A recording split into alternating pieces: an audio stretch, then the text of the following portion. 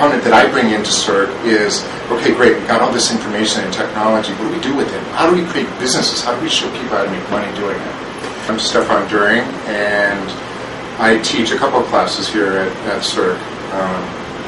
One is environmental entrepreneurism, and the other is environmental entrepreneurism.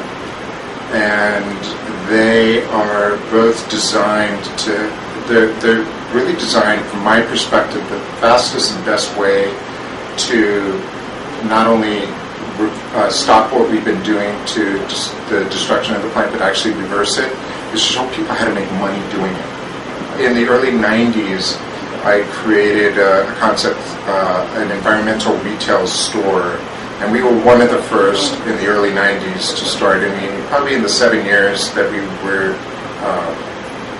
had our business, we became probably the largest in the country, if not the world.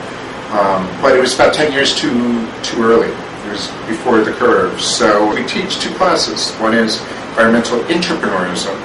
Now, entrepreneurs are entrepreneurs within the corporate environment, and so what we do is we help in the class is we help you create your environmental product or idea or a service, and then within the corporate walls, how do you get it going? How do you deal with management that may or may not be open to what you're creating?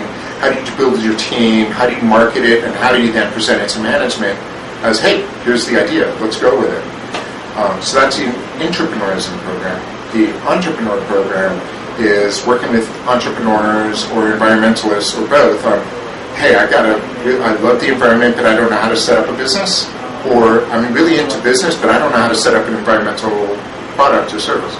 So we bring them together, and by the end of the course, you've written your business plan. You know exactly what it is that you want to promote and sell. We've had real estate people creating green real estate companies. We had a really great one with this woman who does green roof and green roofs and designs, so she now makes green walls. And I was just talking to her a couple weeks ago, and her company is really growing now. She designs inside buildings growing walls of green plants and flowers. So inside of apartments and office houses, you have these walls of green plants growing up these walls, and on roofs, garden roofs and so on in the city. I don't know anything about green walls, but what I do know is a lot about business. So, and then we bring in the science to making sure that the product is not going to be what we call greenwashing. Greenwashing is when you use principles and concepts of being green without really doing it. So you brag, hey, I'm green, but you're not really green. So we're making sure you're not really greenwashing, and that what you're actually creating is going to have an impact on the planet. There's a fine line between greenwashing and businesses just not knowing the best way to do something as far as environment is concerned. So we're still figuring it out as businesses, but then there are some businesses that are saying it without really, and know they're saying it without doing anything about it. So we're trying to get rid of that and help businesses innovate, and we're going to make mistakes along the way as we're figuring out, is it better to do this or better to do that for the environment? I've been working with entrepreneurs pretty much all over the world, 13 countries or so now, on helping them build their businesses and adding the green component, if you will. I have a bachelor's and a master's in information technologies, and I've been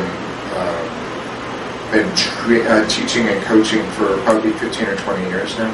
My education is banned by 5 companies I've had, and my 5 or 6 years in corporate world.